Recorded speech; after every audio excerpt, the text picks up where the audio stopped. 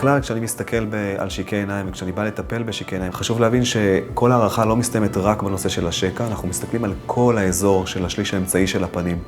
לפעמים הטיפול הנכון הוא דווקא טיפול לאזור הלחיים, לאזור הרקות. צריך להפריד באמת בין שיקי עיניים לבין כאויות. שיקי עיניים הם באמת השקע העמוק שנוצר באזור מרזב הדמעות, הטיר-טראוף, נוצר באזור הזה. שיקי עיניים אנחנו בדרך כלל ממלאים בחומצה. כשאנחנו צריכים לטפל בכאויות, הטיפול שונה. בכאויות אנחנו מטפלים בצורה שונה. אנחנו יכולים לטפל במזותרפיה, יש לנו סוגים שונים של טיפולים שמזריקים ממש שטחית מתחת לאור.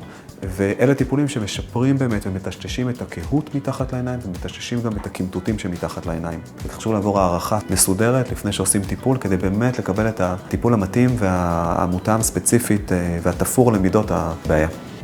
גם טופל.